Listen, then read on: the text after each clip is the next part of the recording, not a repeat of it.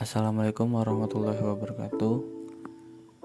Kami dari kelompok 12 ingin memaparkan hasil diskusi kami yang bertemakan abnormalitas perspektif psikologi Islam yang beranggotakan saya sendiri Albi Wijaya dan rekan saya Nasifa Zahara.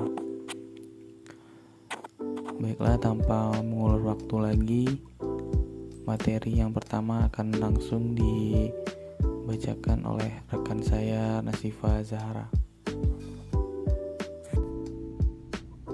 Perilaku abnormal dalam Islam disebabkan oleh perbuatan dosa akibat sifat tercela. Jika individu telah melakukan perilaku dosa, hal ini akan berdampak pada munculnya aspek abnormalitas, seperti permasalahan religius yaitu jauh dari Allah. Menurut Al-Ghazali, sifat tercela yang dimiliki individu akan menjadi sumber penyakit hati dan penyakit jiwa, dan membawa manusia pada kebinasaan. Sifat tercela akan mengiring manusia untuk memenuhi kebutuhan jasmani dan rohaninya secara semaunya, sehingga menimbulkan ketidakseimbangan. Dalam perspektif Islam, penyakit jiwa sering diidentikan dengan beberapa sifat buruk atau tingkah laku tercela. Hasan Muhammad Asy-Syarqawi dalam kitabnya Nah Ilmiah Nafsi membagi penyakit jiwa dalam 9 bagian. Yang pertama ada riya.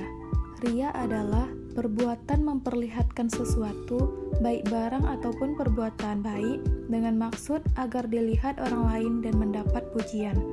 Padahal, tujuan utama dari beramal atau beribadah harus dilakukan demi mencari ridha Allah. Beberapa bahaya riya diantaranya adalah: yang pertama, menghapus pahala atas amal kebaikan yang dilakukan. Yang kedua, hilangnya keimanan. Yang ketiga, bisa mendapat siksa di akhirat. Yang keempat, terjebak dalam kesombongan yang nantinya akan membuat sulit diri sendiri. Cara menghindari perbuatan riya.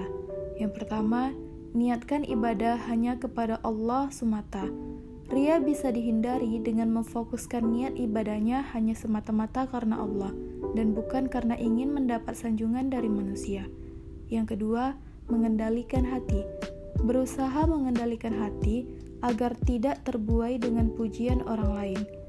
Sebuah pujian memang bisa memotivasi diri agar menjadi lebih baik.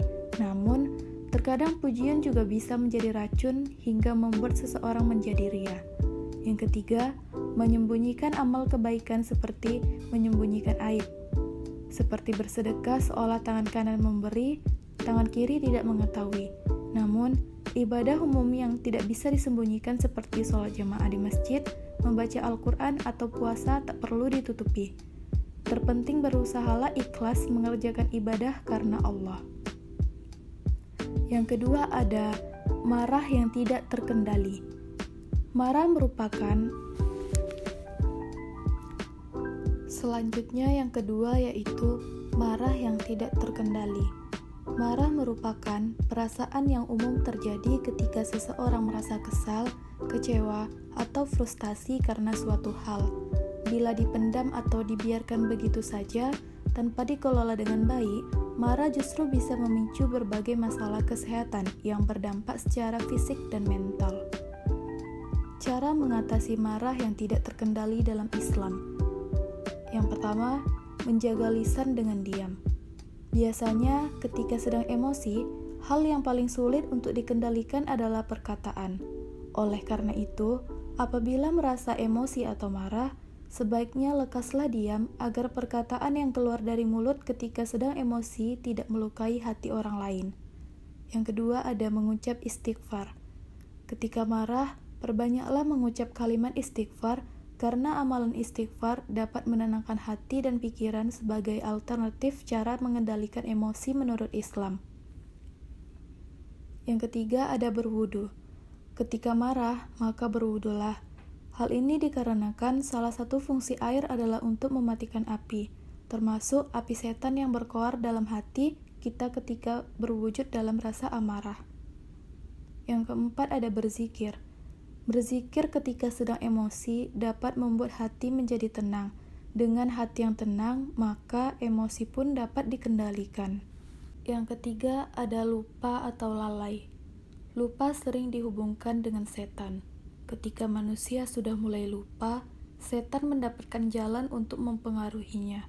Kemudian, sering membuat manusia melalaikan kegiatan yang penting baginya, terutama juga membuat manusia lalai dalam mengingat Allah Subhanahu wa Ta'ala. Sehingga orang yang seperti ini termasuk ke dalam golongan setan, yaitu golongan yang rugi. Cara mengatasi lupa atau lalai. Yang pertama, selalu membaca dan mempelajari Al-Quran. Yang kedua, selalu mengingat Allah secara terus-menerus dan sebanyak-banyaknya. Ingatlah Allah selalu, dengan mengingatnya, kita tidak akan pernah lalai darinya. Yang keempat ada was-was atau obsesi. Obsesi adalah suatu pikiran atau gambaran yang muncul berulang-ulang dan tidak dapat dikendalikan oleh individu. Perilaku ini menjadi abnormal ketika individu sering merasa ragu, apakah ia sudah melakukannya dengan benar atau belum. Contohnya, seperti mengulangi wudhu berkali-kali. Jika tidak diulangi, maka akan muncul keraguan dan kecemasan dalam dirinya. Oleh karena itu, ia tidak dapat mengendalikan pengulangan tersebut. Hal itulah yang dinamakan obsesi. Cara mengatasi was-was atau obsesi. Yang pertama, tidak peduli. Orang yang memperhatikan keraguan yang muncul dan menuruti bisikan keraguannya, maka dorongan was-was itu akan terus bertambah, sampai menyebabkan dirinya seperti orang gila atau lebih parah dari orang gila.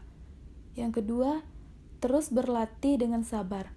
Tanamkan dalam hati bahwa ini bisikan setan, dan usahanya untuk menghilangkan godaan ini adalah dalam rangka melawan setan.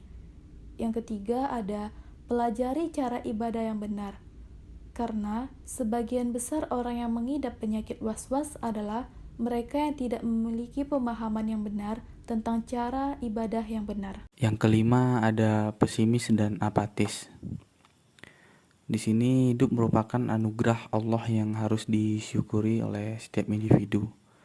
Islam tidak mengajarkan untuk memandang hidup dengan penuh pesimisme. Islam melarang berputus asa atau bunuh diri, bahkan melarang pula berdoa atau berharap agar segera meninggal. Kemudian di sini saya akan menyebutkan cara mengatasinya.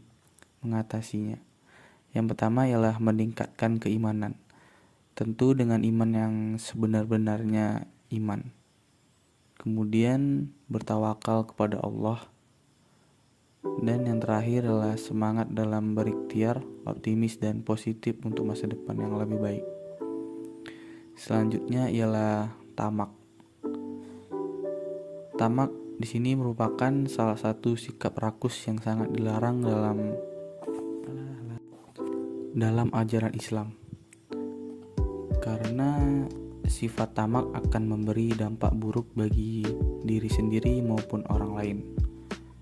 Tamak juga merupakan salah satu penyakit hati. Adapun yang menggoda seseorang untuk berbuat tamak bisa karena harta dan kekuasaan. Kemudian cara untuk menghindari tamak ialah yang pertama, fokus dan komitmen meningkatkan keimanan dan ketakwaan kepada Allah Ta'ala. Orang yang akan selamat dari sifat tamak adalah yang fokus mengejar keridhaan Allah Ta'ala. Kemudian yang B ialah tundukkanlah dunia dengan mencari akhirat. Dari Zaid bin Sabit, Rasulullah bersabda, siapa yang berniatnya akhirat, maka Allah akan menggabungkan keduanya dan menjadikan kekayaan di dalam hatinya. Dunia akan datang kepadanya dengan merendah. Kemudian selanjutnya ialah yakin dengan kekuatan Allah. Siapa yang suka menjadi manusia paling kuat, maka bertawakallah kepada Allah. Siapa yang suka menjadi manusia paling mulia, maka bertakwalah kepada Allah. Siapa yang suka menjadi manusia paling kaya, maka jadikanlah apa yang pada Allah lebih ia percayai dari yang ada di tangannya. Yang ketujuh ialah terbedaya oleh kesenangan duniawi. Nilai kehidupan dunia tidak diukur dari melimpahnya harta, jabatan maupun kesenangan duniawi belaka. Semua itu bersifat sementara. Karena itu, janganlah menjadikan semua itu sebagai tujuan akhir dari kehidupan dunia. Sungguh kenikmatan dunia itu hanya sebagai krim kepedihan dan tidak lebih dari permainan dan senda gurau belaka. Cara mengatasinya ialah kita harus menyadari bahwa kehidupan dunia ini hanya sementara dan kehidupan akhiratlah yang kekal. Kemudian juga kita harus menyadari bahwa apapun yang kita miliki merupakan amanah yang akan dimintai pertanggungjawabannya di hadapan yang maha adil dan bijaksana. Kesadaran ini berdampak pada timbulnya sikap untuk selalu menjaga dan menunaikan hak-haknya dari apa yang kita miliki, seperti mengeluarkan zakat dan sedekahnya. Kemudian yang terakhir adalah sederhanalah dalam kehidupan. Kesederhanaan mengajarkan kita untuk selalu dapat mensyukuri setiap karunia yang Allah berikan. Kesederhanaan pun mengajari kita untuk tidak serakah. Yang ke-8 ialah ujub atau terlalu membanggakan diri. Sifat ini membuat kita merasa seolah paling hebat dan kuat dalam hal apapun. Sifat ini termasuk sifat tercela dan merupakan penyakit hati yang harus dihindari oleh umat Islam. Sebab ujub dapat memunculkan sifat ria dan sombong. Contoh sifat ujub ialah ketika rajin beribadah, ia merasa kagum dengan ibadah yang dilakukannya. Atau ketika merasa cukup berilmu, ia akan kagum dengan ilmunya. Atau bisa juga ketika merasa dirinya cantik atau tampan, ia akan terus mengagumi kecantikan atau ketampanannya tersebut. Dan di sini saya akan menjelaskan cara mengatasi ujub. Yang pertama ialah niatkan amal soleh yang kita lakukan karena taufik dan karunia Allah Subhanahu wa Ta'ala. Kemudian bersikaplah rendah hati dan jangan terkecoh dengan amal syalih Anda yang banyak, karena orang hidup belumlah aman dari fitnah. Kemudian yang terakhir ialah dendam dan dengki. Dendam dan dengki dalam bahasa Arab disebut hikik,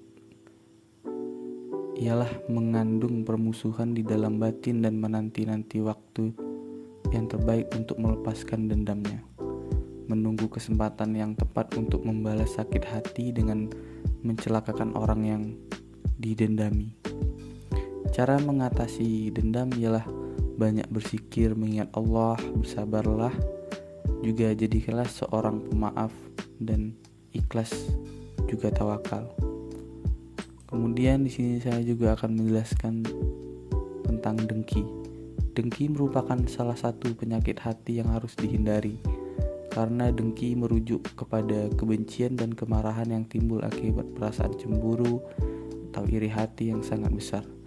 Dengki amat dekat dengan berhubungan dengan unsur jahat, benci, fitnah, dan perasaan dendam yang terpendam. Cara menghindari diri dari perbuatan dengki ialah ridho terhadap takdir dan ketentuan Allah, memohon perlindungan kepada Allah dari sifat dengki dan iri hati. Juga jangan pernah membanding-bandingkan kepandaian atau kelebihan yang kita miliki dengan orang lain, dan jangan pernah mencari-cari kekurangan orang lain. Dan agar kita terhindar dari penyakit hati iri dan dengki, sebaiknya selalu bersikap rendah hati, tidak merasa lebih dari orang lain. Setiap kelebihan yang dimilikinya akan dinikmatinya dengan penuh rasa syukur dan terima kasih kepada Allah yang Maha Mencipta, yang telah memberikan kelebihan dan keberuntungan terhadap dirinya. Begitu pula dengan kekurangan yang ada. Berikut ialah hasil dari pemaparan materi kami. Lebih dan kurangnya kami mohon maaf. Wassalamualaikum warahmatullahi wabarakatuh.